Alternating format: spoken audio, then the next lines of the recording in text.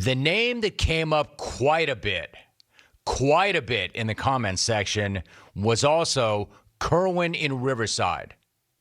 Jim, bienvenido al Ricky Side, city where the family tree never branches, and only place on the planet where every home warranty is good at any paint and body shop in America. All right, it's been real. Yeah, it's been about as real as Marv Albert's toupee, okay? And as I step on toes and knock over furniture on my way out the door, let me leave you clones with one thing.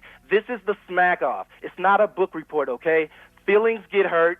People die every day. Here's a very good way to tell if Chef Whitey is about to serve you up a plate of his world-famous fettuccine buzzer a la mode. Okay, now, if you've never finished the call, because Jim always cuts it off like Lorena did John Bobbitt. Jim, the main reason for my call today is to RSVP for the Sacramento tour stop. Now, clones, if you have not yet been to a tour stop, go to this one. Rain, snow, incarceration, it doesn't matter. I don't care if you have to strap a seat on Bobby Jackson's back and fly him over with those big-ass ears of his to the arena. Just make it there, because the last one was off the hinges, and SoCals want this one to be just as good. After all, Arco is like our second home. The Lakers made sure of that. Kerwin was in 4 straight Smackoffs from 97 to 2000. He nearly won the entire thing in 99 when he came in second. Unfortunately, I've not seen or heard from him since he stormed the studio with Left 17 years after his last Smackoff call. But he was an all-timer. Guess who also got a ton of run, a ton of love in the poll? Of course, Jim in Fall River. For the love of God, would you networks please curtail the amount of extreme close-ups on one Andrew Pettitte? Andy Pettitte pitches with his mouth agape, and he has the eyes of a goat, okay? I give him credit. He's a mean lefty. He's got a wicked sinker. But just because he glares at Posada like he's trying to burn a hole through Jorge's eyebrows with his mind doesn't necessarily mean he's any more focused than the other 8 a-holes wearing pinstripes on the field. I mean, there are times when I hear that, and I've heard that 100 times. There are times, though, when I hear that where I wonder if that was not the best call ever made. Certainly on the short list. The Andy Pettitte call. Classic. Classic then, classic now, always will be. However, it might not even be the best call he ever made. It might not even be the thing that he is most well known for. Jim in Fall River will forever be known for this. You know, last night I was trying to cast a mental picture of what the jungle might sound like without the host, without the famous guests, without the facts and the emails, and without my takes. It wouldn't be a very appealing sound. I love trouble. For a few clones, I hate you all a-holes on the street. I avoid you at any cost. You are lined up to on my debut. Your prize will be a leg and a boot. Barking Mark in Buffalo. Just the fact alone that you chose Flutie to run Smack on makes you look like the no-take wonder you are. I can't wait for you to break out with some Lance Armstrong or Eric Davis smack. You know, the only way you can win this thing is if you called on a cell phone while barrel-jumping Niagara. Bet you can't do it, buddy. Before Hassig arrived, Buffalo's greatest athlete was Bob McAdoo. Look how that turned out. The only thing Buffalo has over Kraft Chester is a chicken wing recipe that you didn't actually invent. Jim, what is that animal in the background? She was Lizzie Borden, and the house now is an historically present. I never did get an answer to the question. We all just assumed that it was a jackass or a donkey in the background. But why was there a donkey in the background of a Smackoff call? We'll never know. But it was an amazing moment with some amazing sound. Let's get to 2 more names that I saw more than anybody else's, starting with Doc Mike. Doc Mike is a 2-time champ. He was in he was in the first Smackoff back in 1995.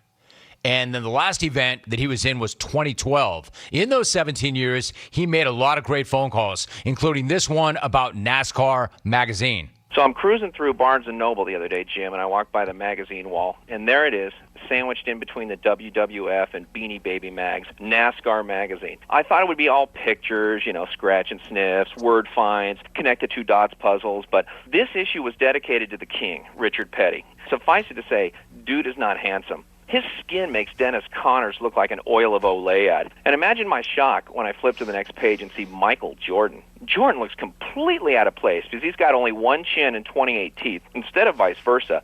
And here's Jordan doing a PSA for organ donation. exactly what organ is a NASCAR fan going to be able to donate? Lungs? No, they're charred. Liver? No, it's now the size of a small car. Heart? No, it appears to have been deep fried. I mean, what's left? A uvula? Doc Mike. There was that, and then it got better. Doc Mike on Sadale III. This is how dated this is. On Sadale III, owing some child support payments in Arizona. Very nice to open the Fisher up this morning and see that former Laker guard Sadale III pled not guilty to a charge of failing to pay child support yesterday. Earlier this month, Dude agreed to pay $172,000 in support for 6 of his children, and he also faces federal prosecution in Arizona, where he lives, for failure to pay child support for other children. Other children? Dude, 8 is Enough was only a TV show, and a bad one at that. Put your back where it belongs, and feel free to mix in a contraceptive every now and then. Sadale's like some rainbird sprinkler of just like randomly inseminating any woman who comes into his life for more than 5 minutes. Can you believe the stuff that was said and done on this show back in the day? Anyway, shout out to Doc Mike. A legend's legend. And Brother Jeffrey, one of the best guys ever. So now we get to the obvious part. The name suggested the most as the best jungle caller ever. The guy competed in 15, never won one. And that pisses off a lot of people. You know who I'm talking about. He is regarded as the best to never rip a strap. He is Terrence in Sierra Madre. Welcome to the jungle, Martinsboro. But at least he's better off than poor old Steve Garvin, who has to constantly tell kids, no, I'm not your dad.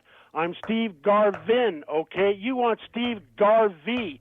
He's the one who pumps chicks like a rabbit on crystal meth, not me. You want Sports Takes? Hey, go turn on Sports Center. This is a frickin' Smackoff. I afraid he's a scared, coward a-hole, and if I ever meet him on the street, I will fight him. The only way Derek Jeter would ever get with Madonna is for a slump-busting drive-by. Is it just me, or is she starting to look like a dude? Sarah Jessica Terriot thinks Madonna is starting to look like Dee Snider. What do you think of A-Rod? Brett from Corona. I'm assuming that's not Brett from Corona Del Mar, but Brett from Corona Del Trailer Park. Hey, as much as I enjoy hearing you put the wood to I Afraidy, it seems to me your whole beef with him is based on the fact that he hasn't died yet. You know, I just hope when the years start creeping up on you, you will follow your own advice and hoist yourself up on a shower rod. And that reminds me, I have to disagree with LJ about Walton. Bill 217 may have dropped a few pocketfuls of acid down his horse-like pie hole during some Grateful Dead concert with his boy Jerry Garcia. He may even have put the wood to Patty Hearst, but I'm pretty sure he never burned any blunts. How proud he must have been to have lunch with a monkey, lunch with a monkey, lunch with a monkey.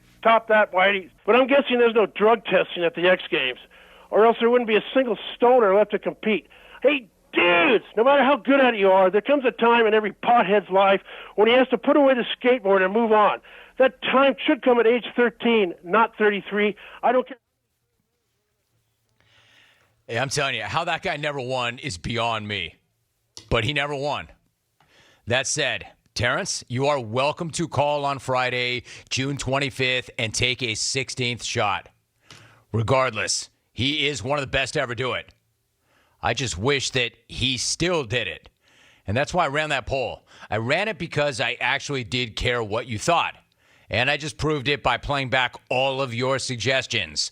Am I missing anybody at all? Is there somebody else who you think is the best caller of all time to the jungle? Then hit me up. Let me know. Smackoff 27 is June 25th. Now we've got 21 days. Now we have just 15 shows. Player profiles and the promo are both coming back next week. But today I want to talk about the Smackoff this way. Hope that was good for you. Hope you enjoyed that.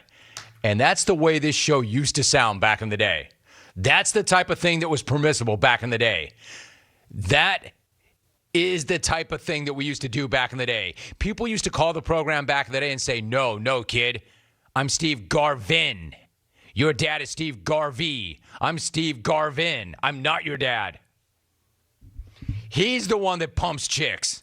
Quote, end of quote. That in part is how I got to the Hall of Fame. What a time, man. What a time to be alive. And I don't mean right now. I mean back then. That's taking me back. There were some wild, wild moments in the jungle back in the day.